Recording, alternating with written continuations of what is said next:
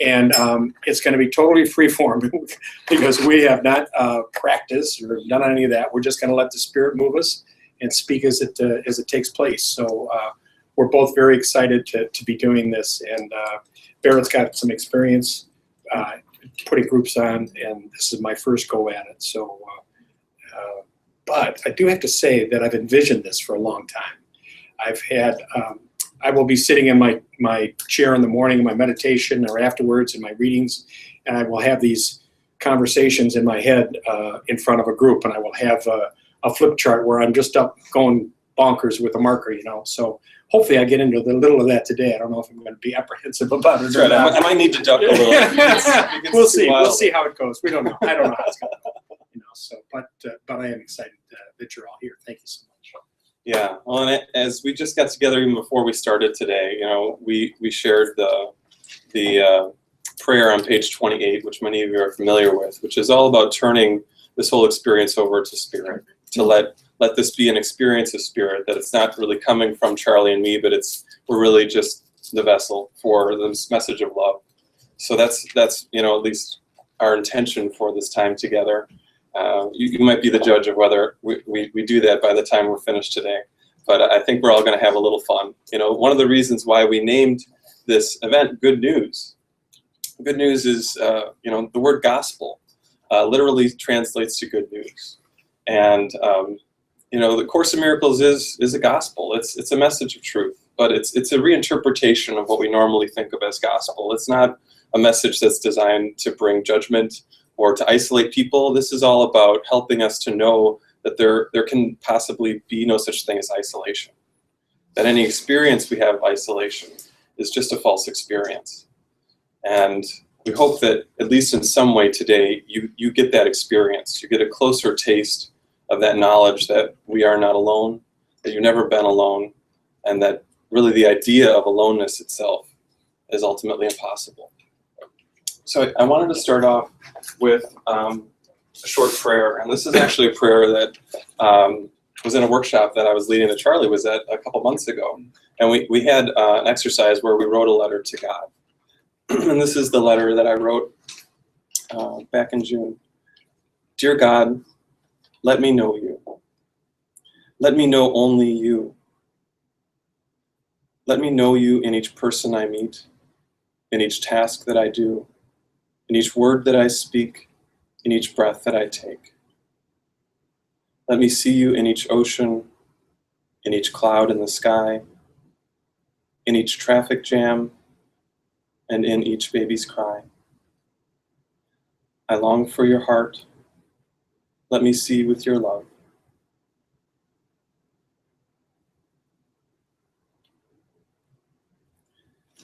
So that's the just an idea of how we can be, how we can move through our life with this intention of coming back to our truth.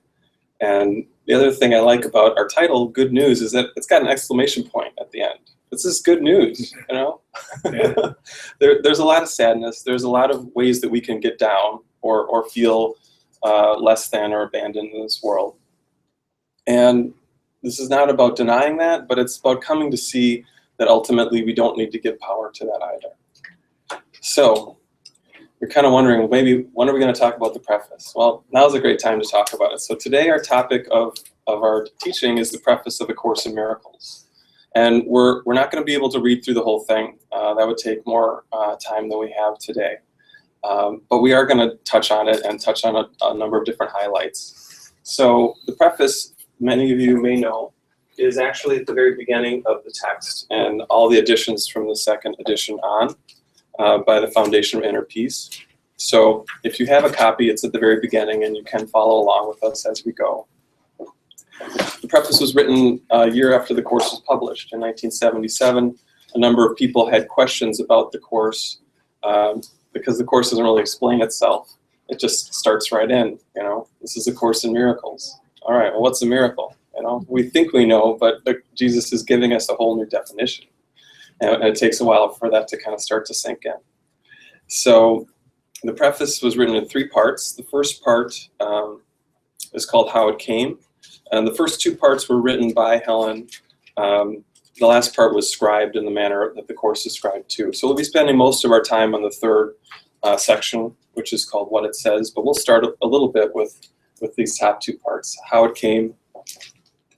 As many of you know, Helen and Bill, Helen were the two originators of the course, Helen Schuckman and Bill Thetford.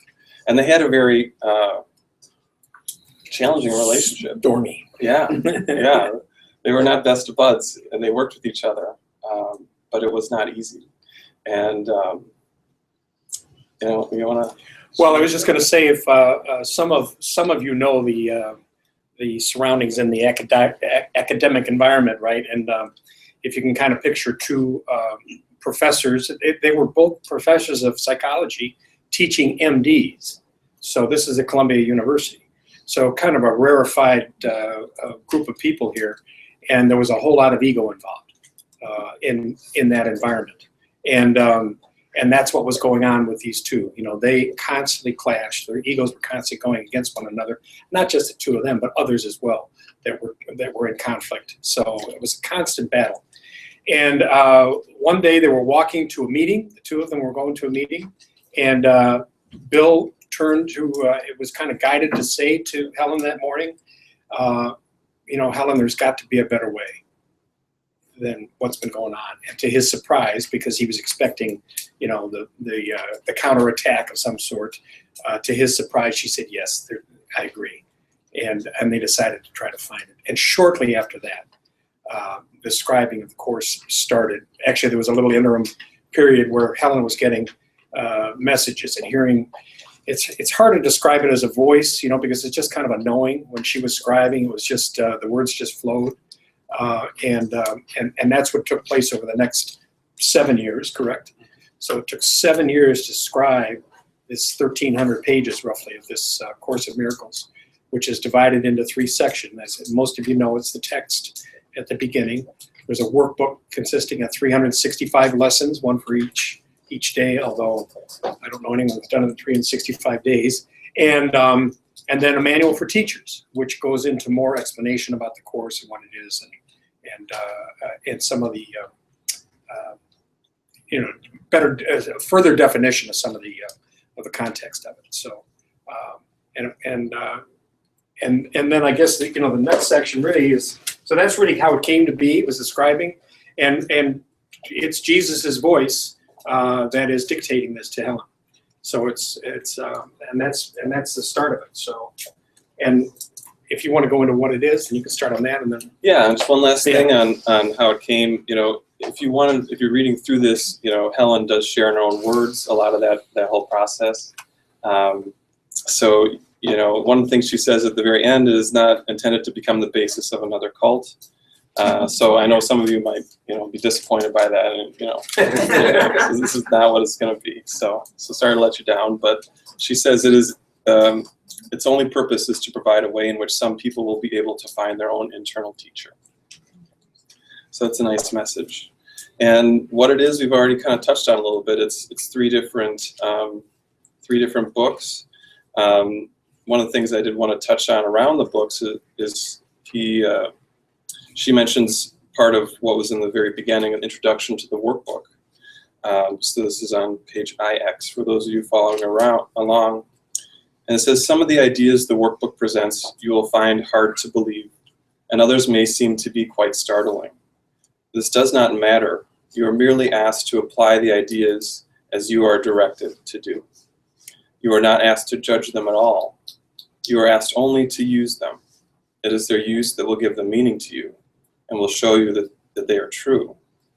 Remember only this, you need not believe the ideas. You need not accept them, and you need not even welcome them. So I really encourage you to take that same attitude towards our presentation today. You don't have to believe what Charlie and I are saying.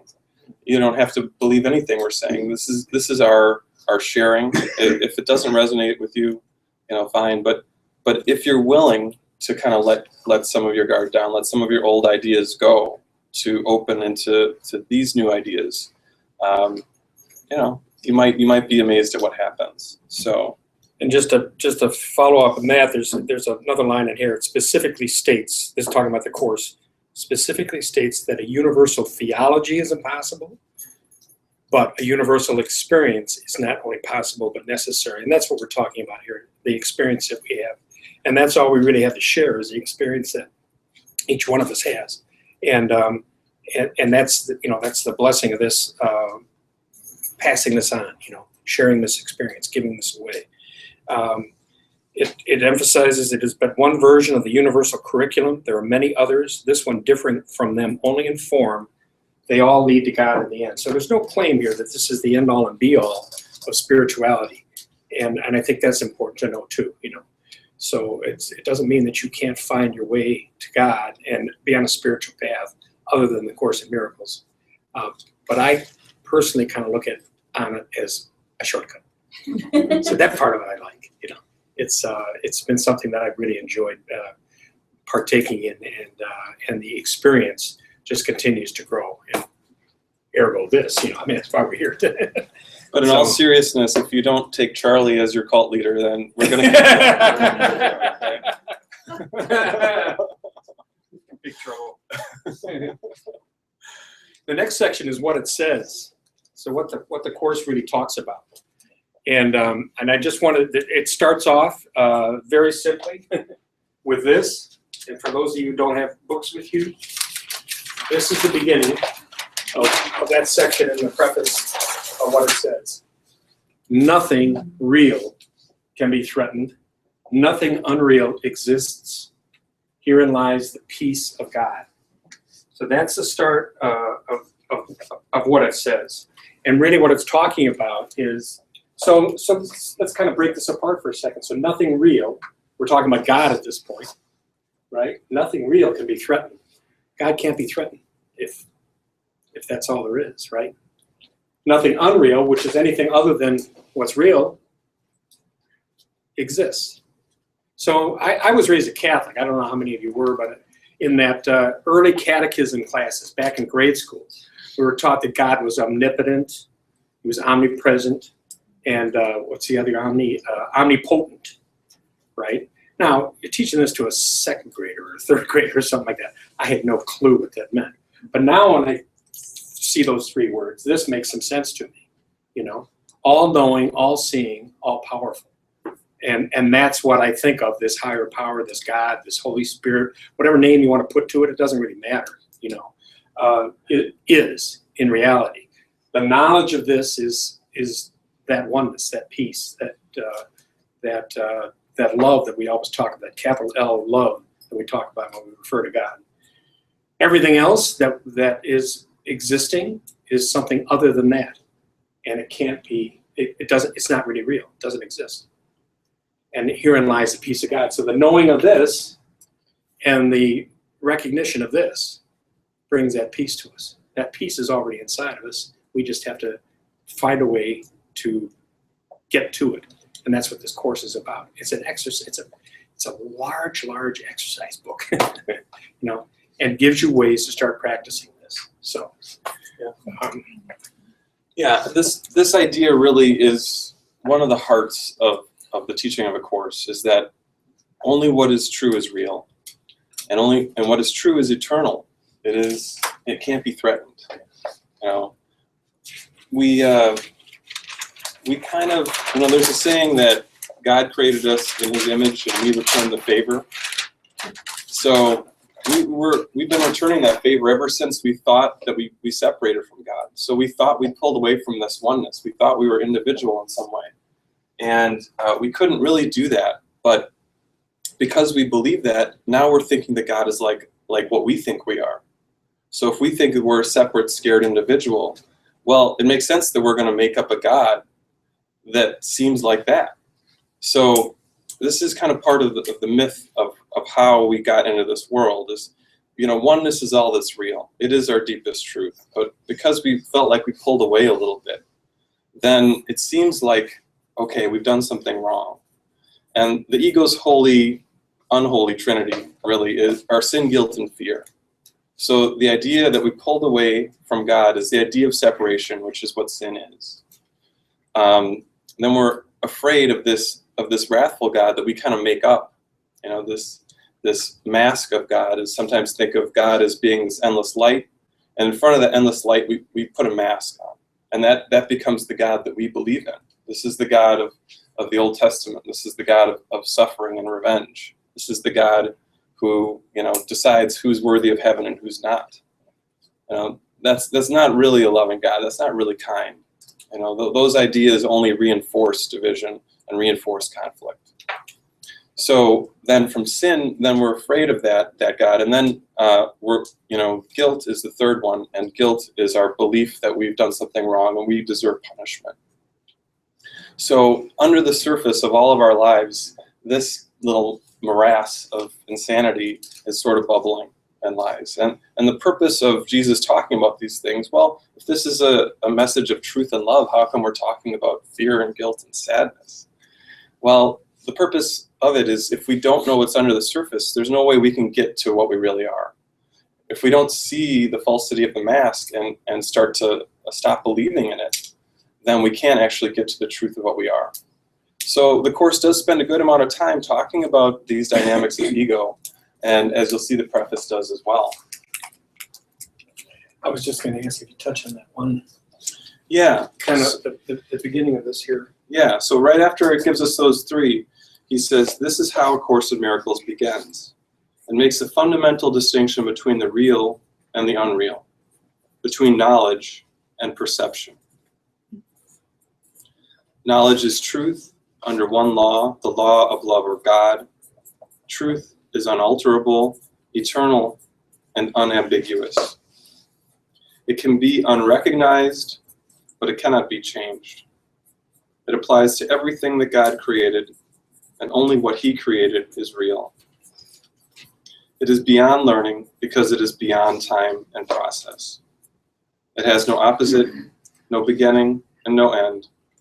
It merely is. So that's the oneness. That's the beauty. And then the next paragraph goes into the next part. So we will take maybe a few questions during our presentation, and then we will have more time. We're going to kind of dedicate the last half an hour specifically to questions. So, okay, so this is on page X. If you have the preface in the very beginning, I just read the paragraph, the first one, under what it says. But if you do have a question that's really relevant, right, to what we're saying, and you want to get it in, feel free to raise your hand too. This isn't just a lecture, even in this beginning part. So, right. So some of in that first paragraph we talk about, try to find a synonym for God, right? So we're sitting here with our brains trying to describe the eternal, describe oneness. So it's kind of hard to do. Words are just symbols of symbols. So it's that first group of words I listed up there is that attempt to describe that eternal knowledge of oneness, being in the oneness, being recognizing the love of God. These are just the beginning, what would you call them? It's almost like the goal that we're heading towards, the place that we are, that we've forgotten we are. And why do we forget where we are? Because we're believing in this unreality that Barret was just describing. And some of the words we got there are what? Scarcity. Right. So scarcity. Scarcity, loss, separation, and death. Yeah, nice stuff, huh? Separation. Yeah. And the last sentence of that second paragraph says, it is learned rather than given, selective in its perceptual emphases, unstable in its functioning. Unstable in its functioning, no kidding. This world, huh? Yeah. Just look at the news every day to see how unstable this world is. Yeah. And inaccurate in its interpretations. So not only is this a world of beginnings and endings, when the truth doesn't have that, it's eternal. Well, we don't even see this world as it is. We see it with our projections that we lay on it. And this is another really big point in the Course, is that we're always projecting our own fear and guilt onto the world around us. And we're seeing those projections rather than what is even here in this world of shift and change. So we're kind of removing ourselves twice from reality. And this is what you would call, and the Course uses the term, the double shield of oblivion. This is the double shield of oblivion. We're so mindless according to this, terminology, that we don't even know where we are. We don't even know what's possible. We don't even know reality. But the good news is that we do have a path back to that. We do have an avenue back to that experience. This is not some alien thing that we're kind of coming to learn. Oh, this love, it's so different, but I like it. It's actually what you are. It's what you've always been. And so this is really just about removing all of that dark gunk that's kind of in the way of you experiencing that, and letting go of the shame associated with it. Yeah, and I think so. If you took that first group of words that I wrote up here, if this is perfect oneness, this is eternity, this is light, this is love, this is God, this is knowledge. And what we've done now is we've come over here and we have created this little separate world of the rest of the junk that I wrote up there, the fear, the separation, the lack, the scarcity, all those things. We've made that stuff up to, in a sense, to say, this is where this baby comes in. So this is just a picture of the prodigal son, and this is the father holding the son, welcoming him back home. And the great thing about this drawing is that if you notice, there's no separation between the two. There is no separation between us and our Father, between us and God. That is a part of who we are, and we are a part of that. That's the oneness that we're talking about. And what the Course is really talking about over here, where we've separated off, is this, in this little mind up here, in this mind of the Son of God, there was a moment, a nanosecond of thought saying, what if I do this myself? What if I create this? What if I create this love? What if I separate? Why do I need a father? I can do this all on my own. And in that separation, in that tiny moment of thought, all the rest of this stuff was developed as defense mechanisms, as ways of proving to ourselves that we've truly done it. And yet the reality is this. The reality is the oneness. Yes. So where do you get that nanosecond from?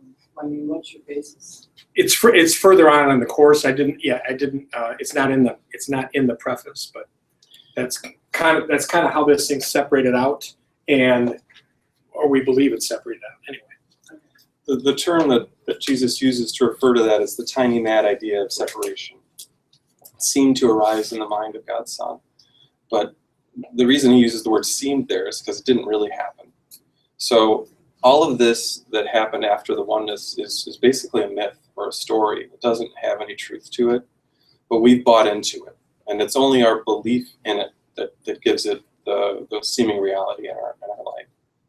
Barret, you talked about the double shield of oblivion. Can you talk a little more about that? I've never heard that term before, and I don't know if I understand the one shield. I don't know that I understand the second one. Yeah, let's see. Why don't we hold that one till our Q&A? Yeah. But we'll come back to that. Okay. Yeah, and I think kind of what we're saying now is the Course, because this is the preface of the book, right? This is the intro to the Course. And what we're really saying is that the Course is the way that we unlearn this. We've taught ourselves this. We've taught ourselves that we're separate. We've taught ourselves that we are unique, that we are fearful. We've taught ourselves that pain and death are reality, not this. We've taught this to us. And so the Course is a way to start to understand there are steps we can take. There's practices we can do. There's understanding we can come to get back to that knowledge, remember on the first page, that we already have inside all of us, every single one of us, that we are truly the Son of God, not this fear-based person that we've created. Race. So yeah, just to kind of keep going with the preface, on the top of page 11, XI, it says, "When you have been caught in the world of perception, you are caught in a dream." So he's saying very clearly here that this world that we seem to be experiencing is actually a dream. It's not the truth. And what our goal is on the spiritual path is to come to realize that. Now, sometimes we think of when you're aware that you're dreaming and having a dream in bed at night, you call that lucid dreaming. So our goal in this sense is to be a lucid dreamer in this waking world, to actually move through life knowing that that there is no true reality here. And some people, when they hear that idea, they think, well, maybe I would just go crazy. If I didn't believe this world is real, why would I get off the couch? Or maybe I would just walk into traffic because I don't know it's real. And it's not like that. We can still be normal. We can still be appropriate. And actually, we can be more real and more appropriate when we have this real experience, because we're not, again, projecting our fear and guilt onto everything that we experience. We're not coming from that place of reactiveness or defensiveness. So we can come from a place of open-heartedness. Yeah, it's a tricky paradigm, because we think we're here and we've convinced ourselves this is reality. This life that we're living is reality. And so for, all of a sudden you're opening up a book that's telling you, no, wait a minute, this is reality. You've made this up. And of course we continue to make it up. We keep devising all the support systems and the guilt and the projection and all these different things we do in this unreality to make it real to us. And I don't know about the rest of you, but I see myself as firmly cemented in this unreality. I'm constantly catching myself, committing to this, defining it, supporting it, buying into it. It's a constant practice of mine. I've done it my whole life. And, all of a sudden something has come along and said, oh, wait a minute, why not look at this differently? Take a view from a different perspective. Get to a different altitude here and be the observer of this for a while and see how you're doing this. And this is really where the Course leads us. It gets us to a place where we can be an observer and start to understand when we're making these choices here to deny this and to buy into this. And we do it constantly with every little judgment, every little upset, every little critique that we come up with, every belief in separation, that you and I are separate somehow instead of in oneness. And that's the way I keep cementing myself into the cement shoes that I've got over here. Yeah. One thing that used to be hard for me was I viewed this as either or. I had to be in one world or I had to be in the other world. It was only till I went to and, that I am the Son of God and that's where I live, but I still have to function in this other place. Yeah. And it's really what's going on in my head rather than anything else that's going on. Yeah, and I would take that even one step further and say it's what's going on in your mind. This is a distinction the Course makes to help us to see that the mind is not in our head. The mind is not in the body. The body is in the mind. All of this world is in the mind. The mind is not a limited thing. The mind is an endless thing. And it's making this whole thing up together. But it is true, that how we perceive our life is what this is all about. That's the choice that we have. How are we going to perceive the life that we're living here? Are we going to see it as a prison that reinforces our guilt and our sadness? Or are we going to see it as an opportunity for release into openness and love? So in that sense, this is a classroom for us. Being in this body, thinking this is real, is an opportunity when I get to the observer's point to be in this classroom, to see how I do this stuff, to see the choices I make, to see them differently. I've seen them one way my whole life, and that's being directed by this sense of character that I've developed, the sense of who Charlie is. But there's another way to see this stuff, and that's like Barrett's talking about. It's from the mind. An example is say two cars collide out here, right here at the railroad tracks. Barret sees the blue car at fault, and I see the red car at fault. It's just our mind's perception of how things went. Neither one is. It's not that it's important. The important part of it is that this is how we think. We think this way. We've been taught to think this way. It said just a few minutes ago, we were talking about how this starts at birth. We're taught from the day we're born to go outside to find the things that we want, to find peace, to find happiness, to find wealth, to find satisfaction, to find the other, to find, something we're lacking. We're always lacking, aren't we? Love, yeah, to find love outside ourselves, yeah. And all those things are are things that we've created here in this illusion of what we are. Truly, we're spirit. Yeah. Except I just want to make the point, I am right about those cars, Charlie. Yeah. I want you to know that. It's all an illusion, but just so you know. Right. Well, the red car anyway is always The one to call, yeah. the one. Insurance companies will tell you that. Yeah, so there's a line here in we're still on page 11 here, XI, projection, down on the second paragraph there, projection makes perception. So I'm looking outside, I'm projecting outside. What I see outside is what I'm now perceiving, right? And that makes that perception, we look inside first, decide the kind of world we want to see, and then project the world outside, making it the truth as we see it. So that's what's going on here, in this unreal world that we've created. I'm now projecting outside, because this is all I know. I'm projecting all of that outside of myself. The fear, the belief in death, the belief in separation, the belief in lack, all those things. I'm projecting outside of myself. And I do that on a constant basis. If you start to really take a serious look at the way you deal constantly in just your day-to-day thoughts and your actions and your reactions and stuff, that you'll find, at least I found, that's what typically is going on. Somehow I'm projecting outside myself to give me an answer to this. And in a sense, that makes the Course really simple. It says no matter what the problem you're having, the real problem is actually this. It's the belief that we're separate from love. Now, most of our lives don't look that way. I don't walk around the world, thinking most of the time that, oh, well, it's because I think I'm not one with God. That's why, that person seems to be taking me off. But it always is.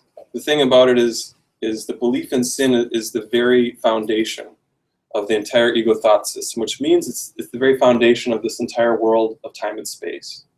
And every seeming problem we have here, every issue that shows up in our lives, has as its foundation that idea that we're separate from God. Now, there are many layers between that initial thought and what is our normal experience here in the world.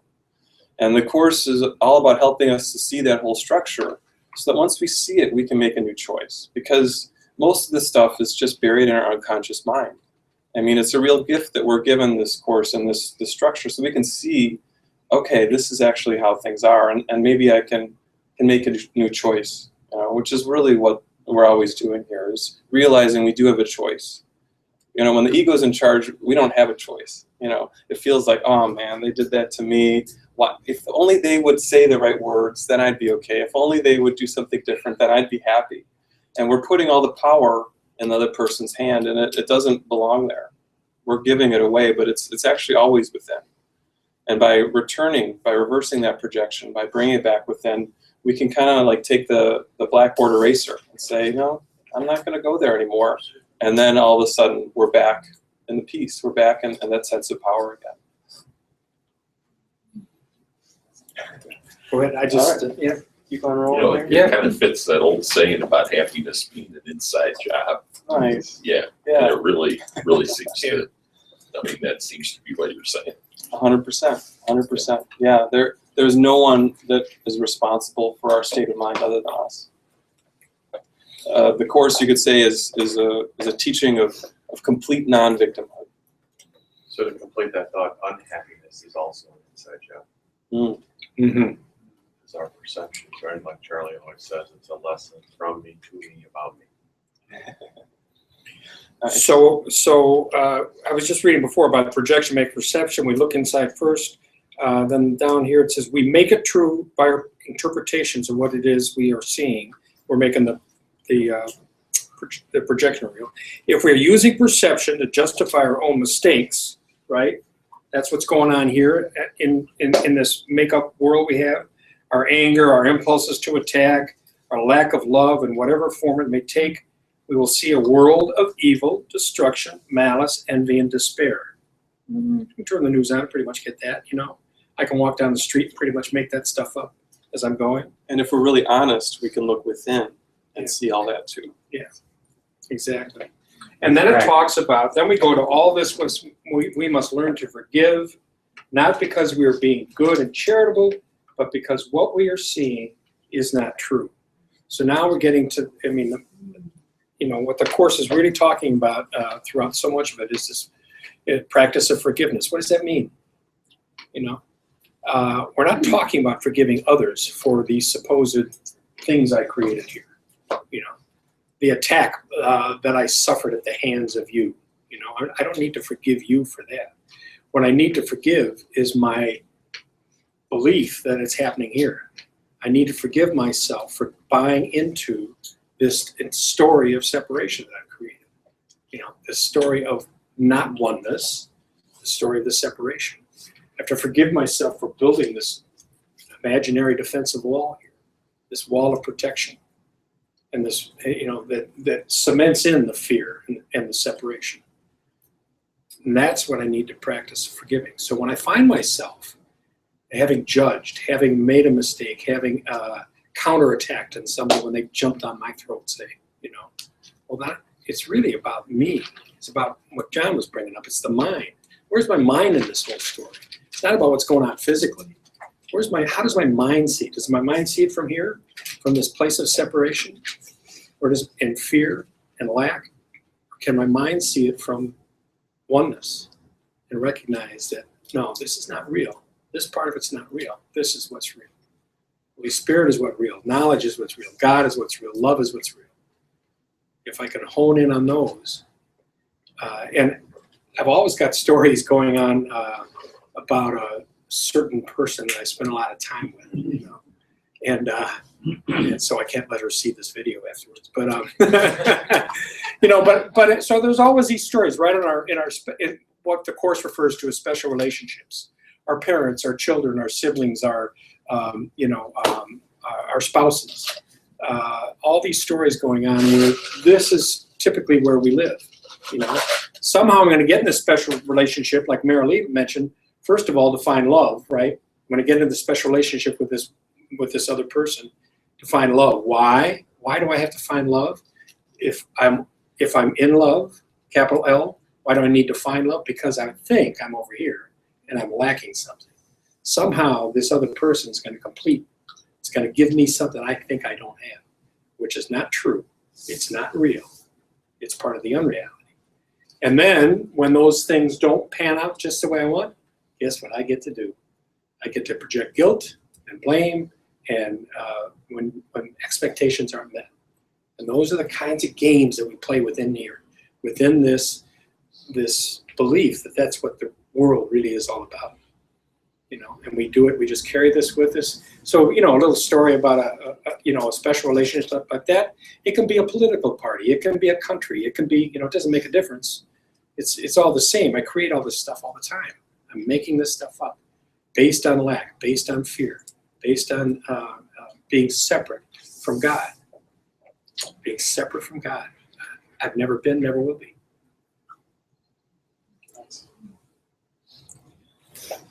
So, again, I think we're just going to jump ahead a little bit to the next page,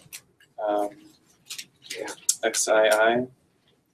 And the paragraph there that was really jumping out at me as I was going through this is the third one on that page. Perception is a function of the body and therefore represents a limit on awareness. Perception sees through the body's eyes and hears through the body's ears. It evokes the limited responses which the body makes. The body appears to be largely self-motivated and independent, yet it actually responds only to the intentions of the mind. If the mind wants to use it for attack in any form, it becomes prey to sickness, age, and decay. If the mind accepts the Holy Spirit's purpose for it instead, it becomes a useful way of communicating with others, and vulnerable as long as it is needed, and to be gently laid by when its use is over. Of itself, it is neutral, as is everything in the world of perception. Whether it is used for the goals of the ego or the Holy Spirit depends entirely on what the mind wants. So as we go through our world, it really seems like it's about the body. There's a whole section in the Course called The Hero of the Dream. And the body is that hero. The body is the one that's doing things. The body is the thing that we think we are. But as this paragraph is making very clear, the body is just an instrument of the mind. And the mind is where the choice is. The mind is always where we can choose love or choose fear. We can choose happiness or we can choose separation. And as we realize that, it starts to make things, again, simpler. Not that this course isn't easy. As many of you who've been studying it for a while know, it's definitely not an easy path. And I think that's because it's asking us to go right into the stuff. It's asking us not to pretend, that things are not the way they are. Not that we're not feeling the way that we're not. This is not a Pollyanna version of spirituality where we just say, la-di-da, God is love, and the rest of my life sucks, but that's okay because I'm a spiritual person. We want to, that's really not what we're trying to do. We want to be able to look at what it is, and it's not always easy to look, especially at the painful stuff, especially at the shadows. But what we start to know is that we're not looking at it alone. The image that always heartens me is that I can hold Jesus's hand as I'm going through my life. And I can know that I'm looking even at these hard spots with someone there with me.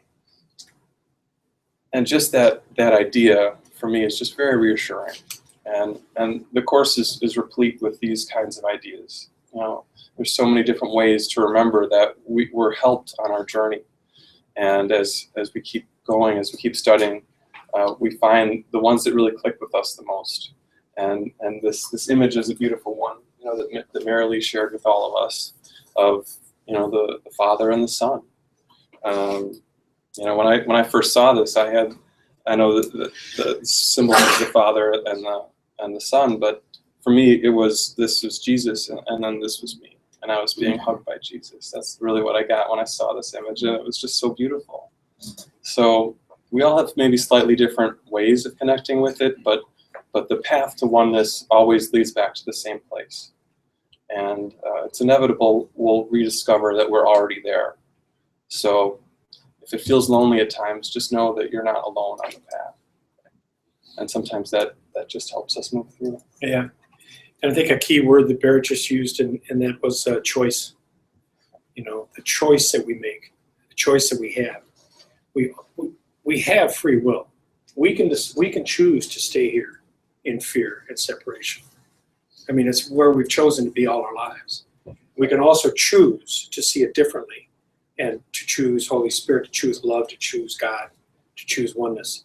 And as you just touched on, there's a teacher waiting there to help us in this classroom. This is our classroom. All this stuff coming at me every day. I talk often about it just being waves. Imagine being on the beach and the waves are coming in just gently, softly, one wave after another just keeps coming in. And every one of those waves is an opportunity to make this choice. I can see it as this, when I stub my toe and I get mad at the floor, the toaster doesn't work and I get mad at the toaster, or I can see things differently. I can ask to see things differently and make a different choice. Let me see the spiritual lesson in this.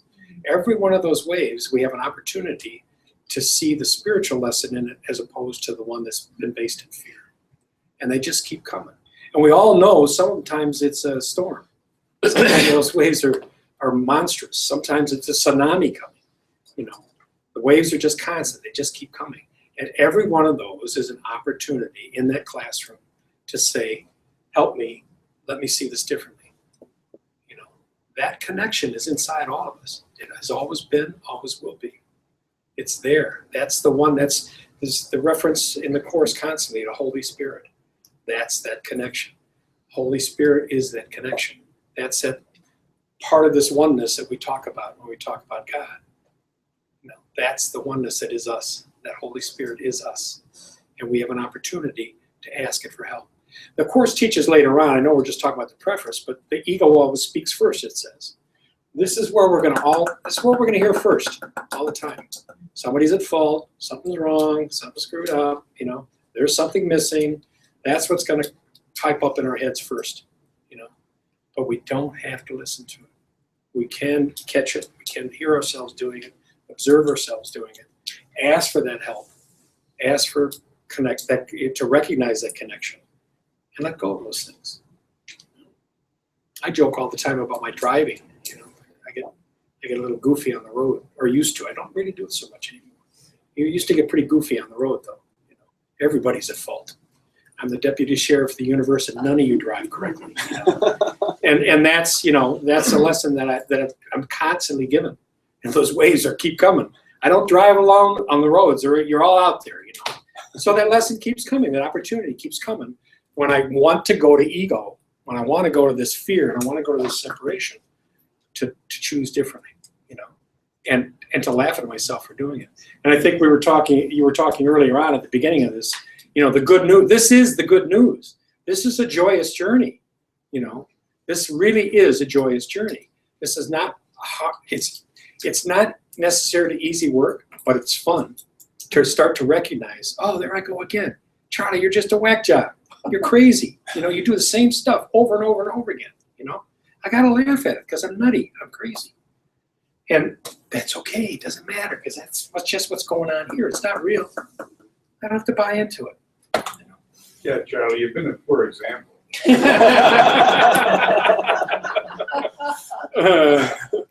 Well, I think along those lines, we use the word ego here, but other traditions, I've heard the term monkey mind. We have this, it just kind of like goes, it goes, it goes. Well, the thing is, the monkey mind's going to do what the monkey mind's going to do.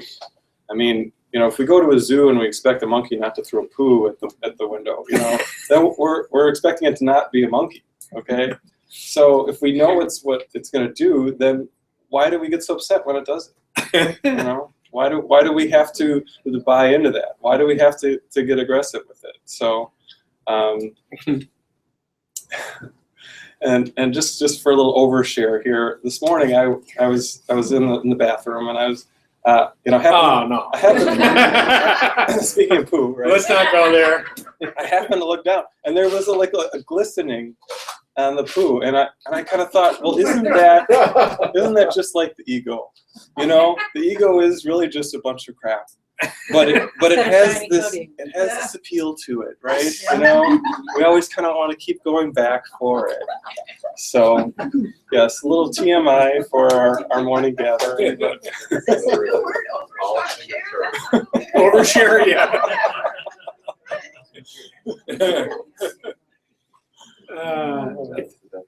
I think a point made a little earlier in the preface is that these two, this imaginary thing that we've created and this real thing that is, God is, are polar opposites. They can't be together. So I can't be in fear and in love at the same time. I can't be in separation and oneness at the same time.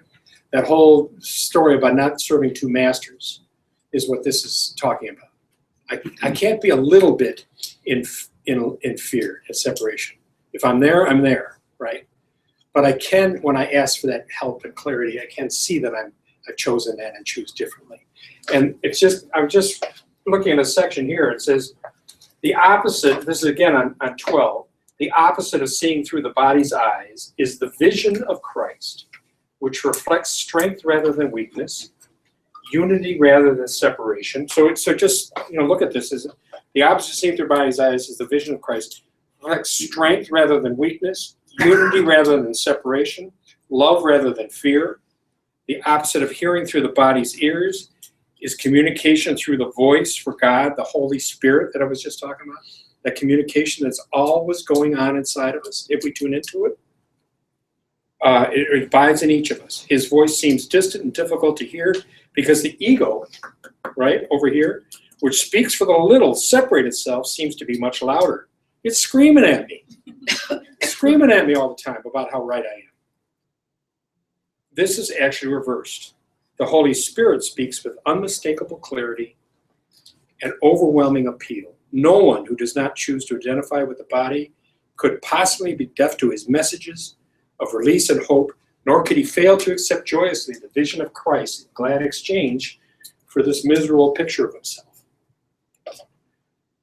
So right there, what's it really saying? It gets back to this simple idea of just choosing. Once again, this whole 1,300 pages is summed up at the end with Jesus saying, choose once again. Choose what? What are we going to choose? We're going to choose this over this. When we find ourselves here, when we practice seeing ourselves here, when we observe ourselves being here, we get to make a different choice. And that's what this course is teaching us how to do. And it shows us all the different ways we buy into this. And it dismantles them for us.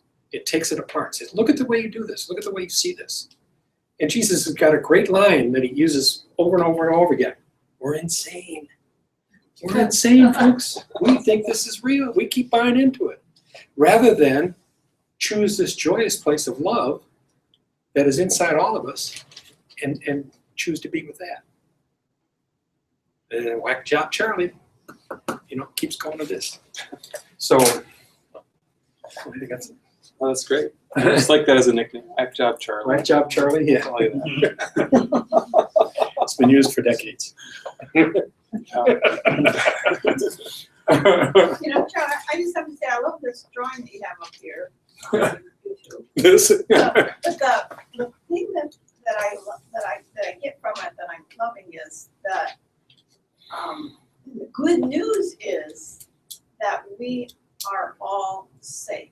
We've never not been safe. Yes. We are only our mind and in our imagination do we dwell in that fear place, but we exist in the love part, and we are safe, and so is everyone that we love, no matter what it looks like here. To me, that's just the best news. Yes.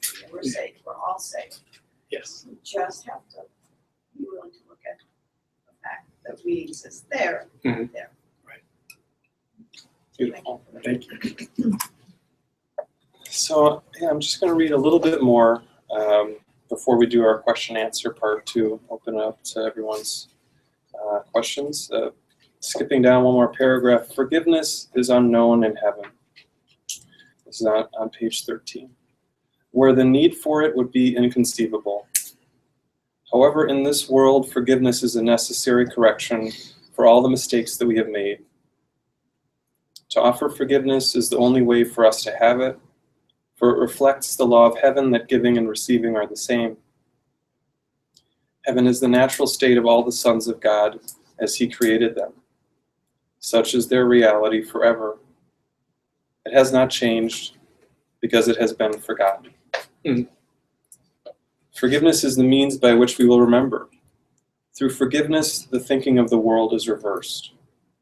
The forgiven world becomes the gate of heaven, because by its mercy we can at last forgive ourselves. Holding no one prisoner to guilt, we become free. Acknowledging Christ in all our brothers, we recognize his presence in ourselves. Forgetting all our misperceptions, and with nothing from the past to hold us back, we can remember God. Beyond this, learning cannot go. When we are ready, God himself will take the final step in our return to him.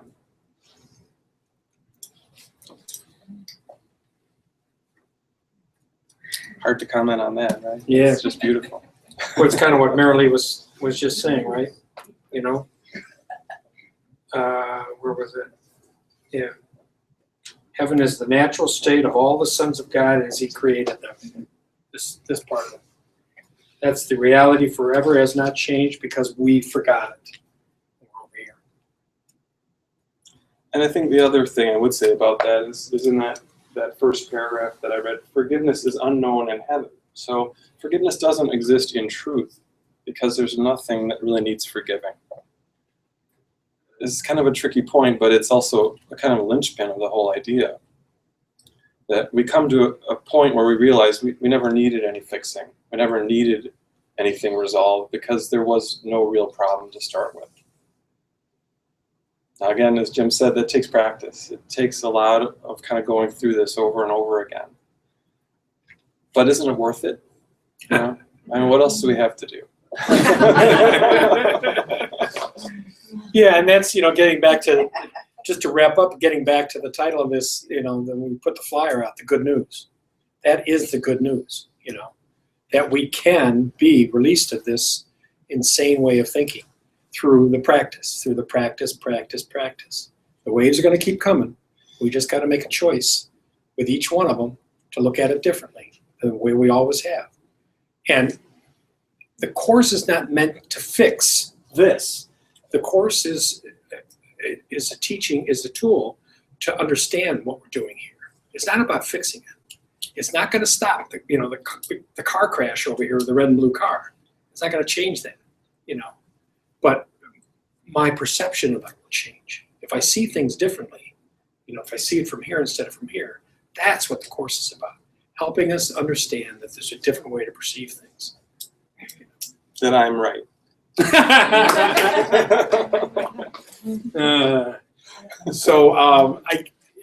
That's about an hour, so we can go to the question. We thought we'd just allow a half-hour time frame here for people to ask questions if they want to. And So can I take you back to your special relationship discussion that you were having earlier? So, this idea that when we're in separateness, this idea that we somehow need that for love or the recognition or whatever, I think was the context in which you were talking about it. And I was kind of thinking about, well, when we're in this world of perception, it's helpful though when those special relationships become holy relationships, and maybe to talk a little bit about how that happens. When we can recognize the love in that special relationship, Right. our brother, our spouse, right? That experience of oneness is, I think, what keeps us connected to the other side of your Yes. equation there. Yeah. And so, if you could just talk a little bit to that idea of how those special relationships can become holy relationships, and the impact of that. well, the way I'm looking at it presently is that those special relationships, those children, spouses, parents, siblings, bosses, whatever it might be, dear friends, whatever it might be, I can look upon all those as the way I've set them up here, which is the way they've always been. Take our kids, for example. Take kids, for example. There's the parent and the child. There's this hierarchy going on. Or I can recognize my children as the Son of God as well, and know that they are safe, that they are fine, that everything has always been fine with them, and I don't have to worry about it. I don't have to create a story over here that brings fear into the equation, brings separation in the equation. I can see them in oneness as opposed to that. Our spouses are, probably, for me anyway, recognizing my spouse as the child of God is the hardest relationship I have. It's the hardest one I have to do it in, because I'm set up to make her guilty. That's the way we operate, So, she can come down the stairs and say something, and I can go to negativity. I can go to fear. I can go to lack. I can go to some sense of separation, some manifestation of separation. It's the monkey mind, right? That Barret was just talking about. Or I can practice seeing her. When I go there, when I find myself having done that, then I can ask for that guidance, ask for that clarity, ask to see it differently, and recognize her as a child of God. And whatever the storyline was or the scenario was, means nothing. It was just another lesson. It's just another wave coming. So that's the practice for me, in those. That's why they're called special, I think, We set them up as special, story of separation. Something, I need something from you, so I've got this special relationship with you. But in essence, it's really an opportunity to look at the one relationship we have, just the oneness. It's constantly going to come my way. Those are the people around me the most. And the other thing I would add to that is the holy relationship doesn't occur between two people. A holy relationship is our remembrance that there is no separation. So it may seem to play out in this world of bodies between us and another person, or us and a group of people, or us in our car. Again, it could be anything. But really, the Holy Spirit is our remembering that, the holy relationship is really our remembering that the Holy Spirit is here, and that the Holy Spirit is that connection. There's no lines in heaven. That everything here is division, or everything here is divided from itself and from other people. So I think the shift is always, again, that mental one. It's that shift that we're talking about over and over and over again. And while we still seem to be here, we can hold that idea that none of this is the truth, and that again, everyone we're interacting with is the Holy Son of God. But they're, they're not really the Son of God as, I'm a son of God, you're a son of God. Right. There are ways that Jesus talks in the Course that kind of imply, like, well, maybe there really, are people here. And he even uses terms like the Holy Spirit. Obviously the Course is dictated by Jesus and God. Well, okay, so there's 3 people already, But he also says very clearly that, that there is no Trinity, that the Trinity is one. That all 3 of those are one. So the distinctions and the lines just kind of fall away. And yeah, we still have to live our lives, and we still have to kind of find kindness in every interaction that if we can. But we see more and more that the lines were never really there, that we're kind of just playing out a thing. So can I rephrase that then, I guess, in that special relationship, if I choose, rather than seeing it in fear and my perceptions and my expectations, and rather I, with gratitude, accept the love that's there, the oneness, that isn't turning it into a holy relationship, it's just returning us both, right, to the holy relationship. Recognition of it. Right. Nice. One. The recognition of the truth rather than the falsity in reality.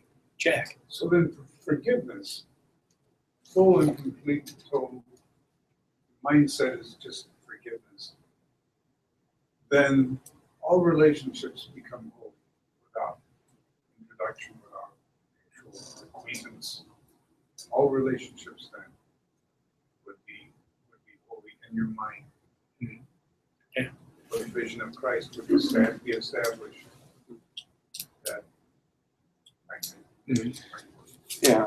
I mean, one of the ideas that we have is as we go through this, that it's for everyone, that we need to ultimately get to a place where we are kind and compassionate without exception. And it's a high bar, but it is something for us to aim for, and it is achievable. It's not a high bar that we can't hit, Just like if we were in the Olympics, it might take us a while of training to get over that high jump. Well, let's go for it. Let's go for the gold. Yes. And how do you get Oh, rid of, sorry. oh, I'm sorry. No, go ahead, I already asked a question. Go ahead. How do you get rid of those sense of expectations that you do set up with special relationships? The feeling that when your whole family is together, that's a sense of happiness, but that's an expectation. And it shouldn't be, because then you depend on that to give you happiness.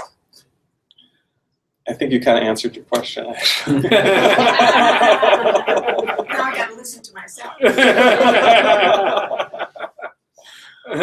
Well, then just to re-say it back to you, it's that, ultimately you can be totally at peace and enjoy regardless of anything that's happening in your life. So as you notice that you're not feeling that way, you're feeling that your happiness is dependent on some external circumstance, okay, here we are, that's the indicator, time for forgiveness. All right, I'm not really upset because of outer circumstances, it's always something within. So that's step 1 of forgiveness, reverse the projection, bring it back in. And once it's in there, then we can also see that it's not true in there either. So not only is the situation not the cause of your upset, the seeming cause of your upset within is also not the real cause. That's when we go all the way back eventually to this idea that there is no separation, that there's a great line, I guess I forget, there's a prayer and it ends, I am the Son of God, I am the Holy Son of God. The Son of God can suffer nothing. And that is me. I'm also in that place where I cannot suffer. Does that help? Yes. So, okay, and this is a two-parter kind of. First of all, when you were talking about growing up Catholic, I was brought up Catholic, and my parents made me go to CCD at St. Philip's in Northfield.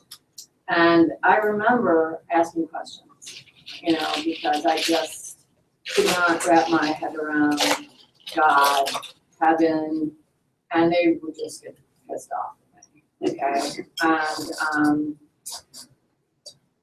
And you talk about Jesus, and We'll try not to get the yardstick out for you. okay, yeah, No right. reps in the. They already have one here, I'm sure.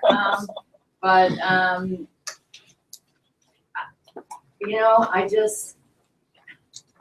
I want to believe, but I can't say that it's not that I don't, but it's not that I do, you know? Mhm. And I want to so badly because I want to be in love. I want to feel, but I am probably the most separate person I know.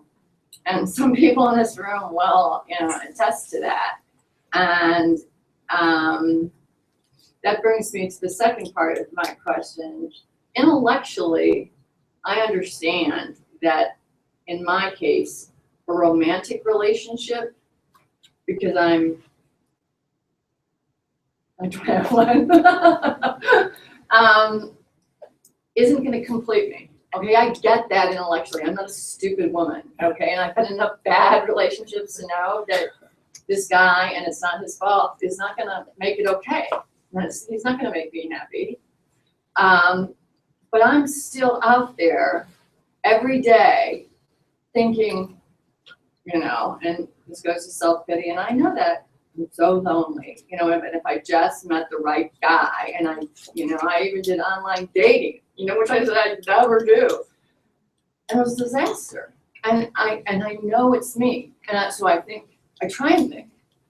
We have 2 daughters.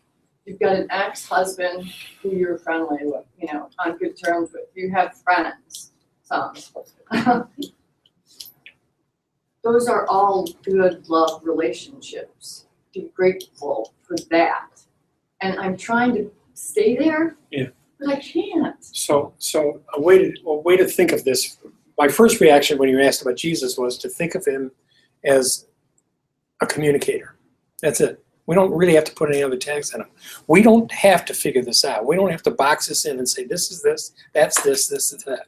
It doesn't matter. You know, what matters is the connection here.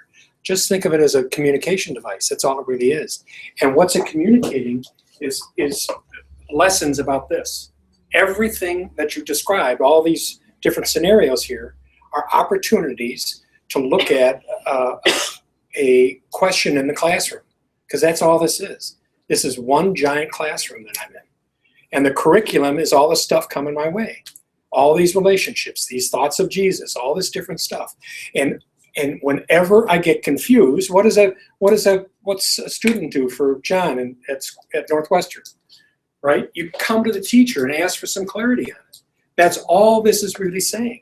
Go to the teacher, right? The answers are inside. Go to the teacher and you'll get your answer. We cannot be denied in oneness. We can't be denied in love. We can't be denied in eternity. We are safe. We are one.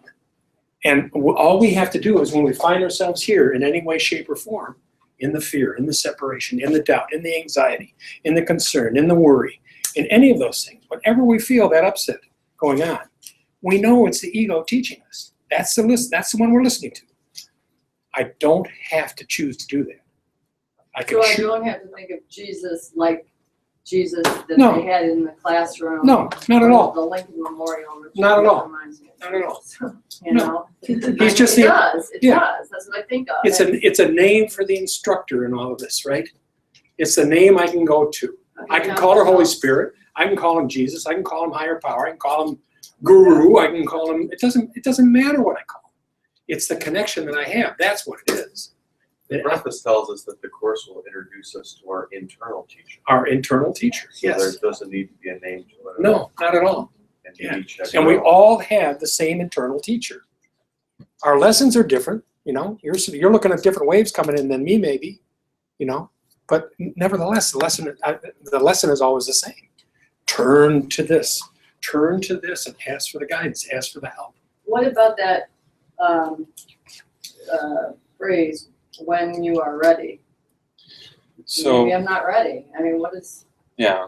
I mean, the other thing that came up through your first question, I think fits with what you just asked too, is that we're afraid of this. Yeah. You know, I mean, like, Thank you. this Yeah. is so simple, you know, love, fear.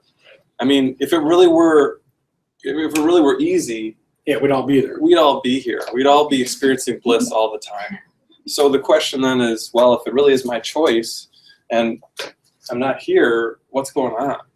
And the answer is this is dreadfully attractive to us in a very deep way. We're magnetically, seemingly pulled into our guilt and our fear.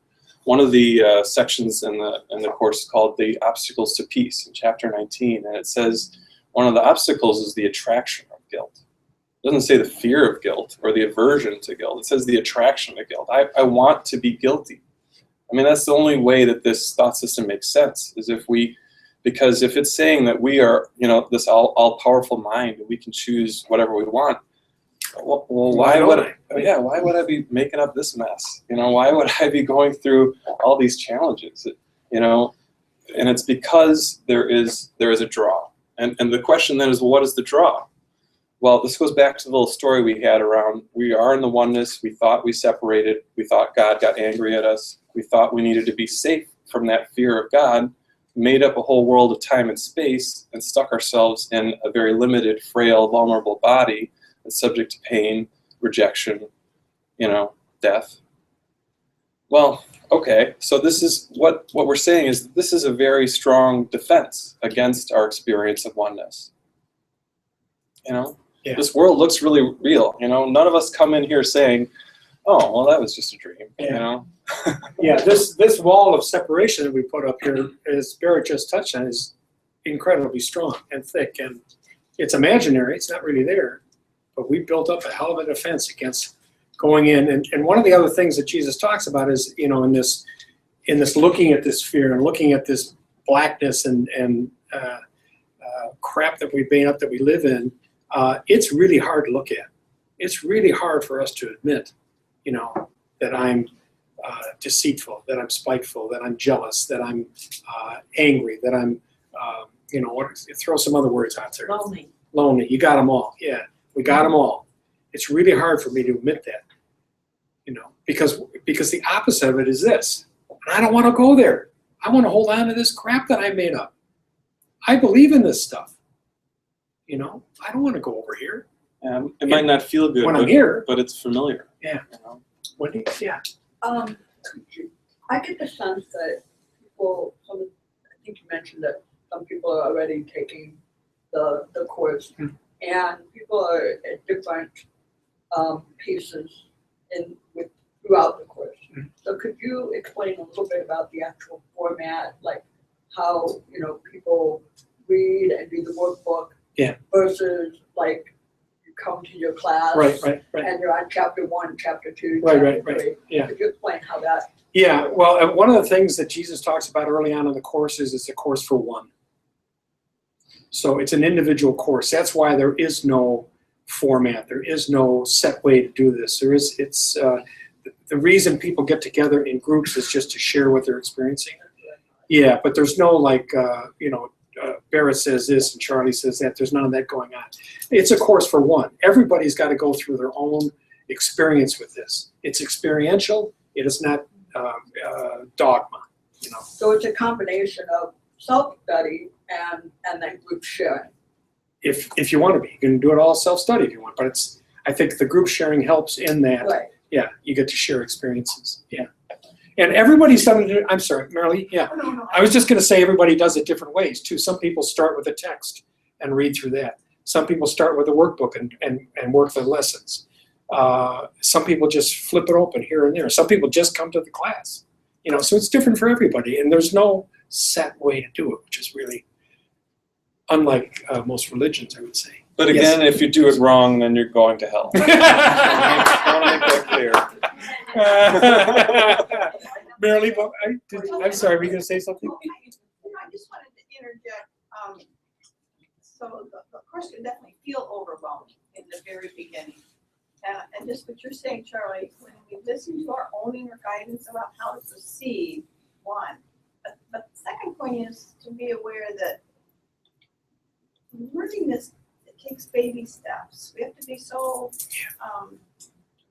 okay with baby steps, because it's a lot easier to get started on any journey if we think, I can get from A to Z right now, versus to day I'm gonna open the book, I'm gonna ask for guidance, I'm only gonna read 2 paragraphs. I'm gonna see if I can follow that, or, I mean, it's just the baby steps, I just like to Yeah. comment on how important. But if we understand, if we can even tiniest grasp the idea, I am filled with love, I have never left God, I have never left my brothers and sisters, and I'm being called to remember that. I think we're all called to remember that, no matter what religion we come through. And just be willing to, like you say, Charlie and Barret, listen to that inner guidance on how to proceed. Right. Gently, slowly. Yes. Then, Yeah. then we'll move along, and feeling better begins pretty quickly in the process. Right. Yeah, I think that's so key to recognize this inner guidance, and it's something that I've really been personally guided to a lot over this last 4 or 5 months. You know, to sit, to take time in the morning, to start my day with this recognition that it's really about this relationship. You know, I want my day to be about this relationship, not this one, and to ask for that help first thing in the morning. Just, and nothing more than as a support system. Help me, just let me be aware of you today. You know, just let me be in touch, let me be in tune, and a little bit of surrender first thing in the morning to say, you know, I'm with you today. I'm in. I call it my little kiss to God first thing in the morning. You know? And it starts the day off in that mode rather than waking up in here. You know how we all do that? Wake up, oh, I got to get this, I got to do this, got to do that. You know? I spent my whole life doing that. You know, not so much anymore. And that, I mean, so that's some of the changes that take place. You know, I mentioned earlier, this is not about changing this; it's about seeing it differently.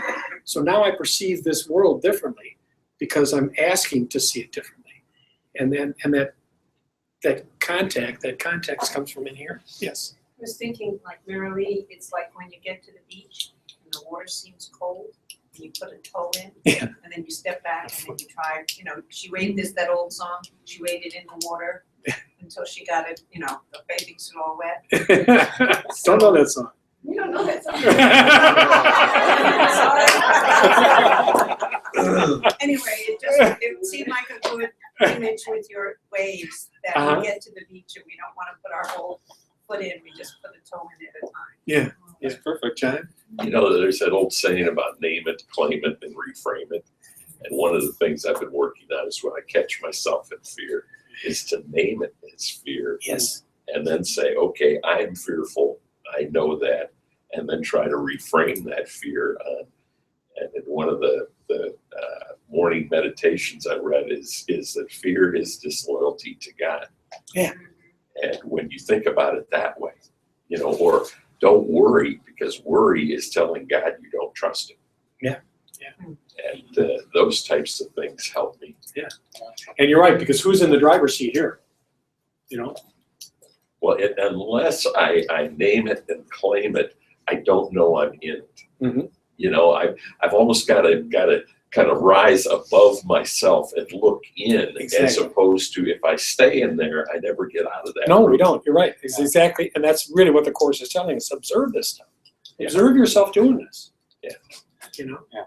And that actually leads right to, you know, the section in the Course is called Above the Battleground. And it's this Yeah. way of looking at our life, like just like you're saying, John, where we're not in it, you know, we're above it and we're seeing it. So if it feels like you're in conflict, you know, just let that thought come to mind and almost imagine yourself taking a step back, even maybe while you're in it or later while you're thinking about it.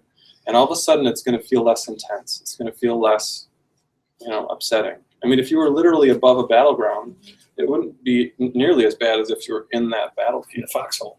Yeah. And I do want to, again, return to your question you had earlier about the double shield of oblivion. And it kind of fits with this idea of above the battleground. In that kind of journey of the descent of the mind into the physical world, one of those shields is I'm not whole with God. So that's the reason it talks about the shield of oblivion, is because every time we kind of have one of these steps away from that truth of what we are, we forget that we actually did that. So there's a projection, but then a denial. And there's sort of like a veil that falls in our mind. And our work is to kind of gently lift these veils up. Except for the ego says, no way in hell, I don't want to lift these veils up. So yeah, again, one of the shields is believing that we're not already whole. And then there's another shield of oblivion where we kind of make up this world and hide in it.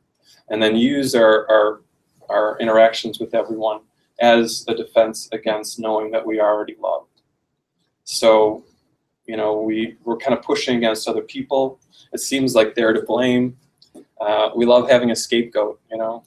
But then we realize that, okay, no, just like we were talking about, we reverse that projection and bring it back within. And as we start lifting those veils up, now we come back to that sense of peace. The good news is that we're not actually going anywhere. You know, the Course says this is a journey without distance. So what is that saying? Well, we're actually rediscovering what we already are. You know, we don't have anything to achieve. We don't have a wrongness about us that needs to be healed, even though the Course uses all these words like healing and forgiveness. What we're really doing is we're just awakening to that deepest truth we already are. So again, that's some good news. That's the good news. It is the good news. So we've got about 5 more minutes. Any more questions? I mean, everyone's good. Well, I think what I'd like to do, or if you want to say a few things. I was just going to do a little wrap up. You got one Yeah. last thing. Go ahead. Well, no, I was thinking of just reading a workbook lesson as a closing. But Okay, if cool. you'd like to wrap it. No, I was going to on the techie side. Okay, on yeah. On the We meeting can do side. this next. So I just sometimes do this where I open up to a workbook lesson. And I'm going to just read one of them, and it's lesson 275. So if you'd like to follow along, it's on page 434. 434 in the latest edition.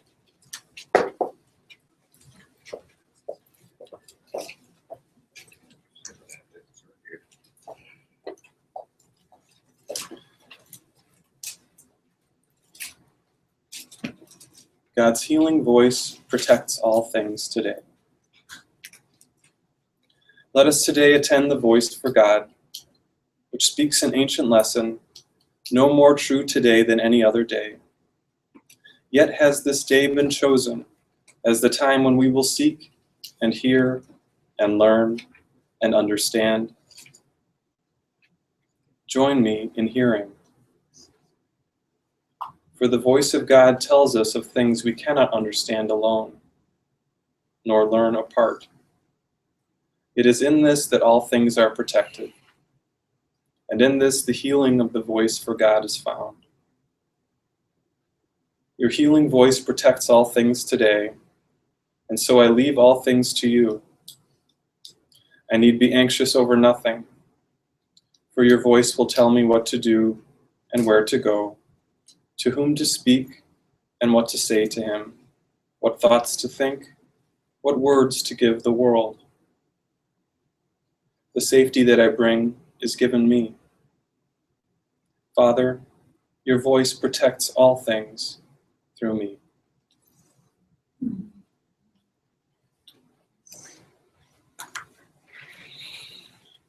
Thank you. Thank you. So we're going to wrap up now. I just want to do one last business thing. If you didn't sign in, if you could please do that and leave your email. We want to be able to get this, copy this out to everybody, but also have access to you. This hopefully is the beginning of a series. No, it is the beginning of a series. We've already got another date. We just don't have the next topic planned out, but we have another date, September 12th? September 12th. I think September 12th is a Saturday. We're going to do this again, and we're going to try to have a monthly meeting here. Yeah, hopefully here. Yeah, we'll continue to have it here unless the masses start to show up, and we have to move. But it's been great having you all here. Thank you so very, very much for coming. I know it's a lot to take a chunk out of your Saturday morning, so we really, really appreciate it. Again, the sign-up sheet is there. The basket for the $20 a head is back there. You can just throw a cash in or check. If you don't have cash or check with you, I can take credit card. Barret can take credit cards on his little I got a swiper. swiper. So And again, yeah, so if we have your email, we'll send you an email sometime next week with a link to this recording.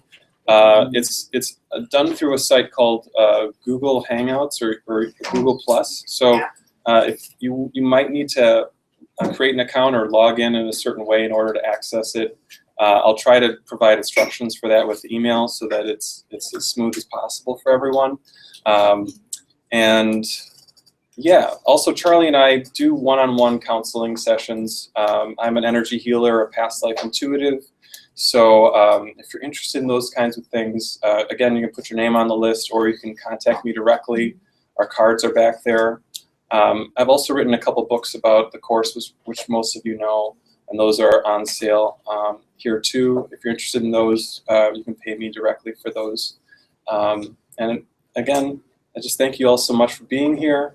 This has been a great day, and we're glad you were part of it. I have a question. So what are you gonna call yourselves? Are you Good Time Boys or? Basically, there we go. Yeah. Good news. Good news. The good news, guys. Unless you wanna- Yeah, it's a good question. Yeah, so both our business cards are back there. I do healing as well, and like Barret said, the one-on-one work one-on-one with people as well. So hope to see y'all again very soon. Thank you all for coming. Thank you.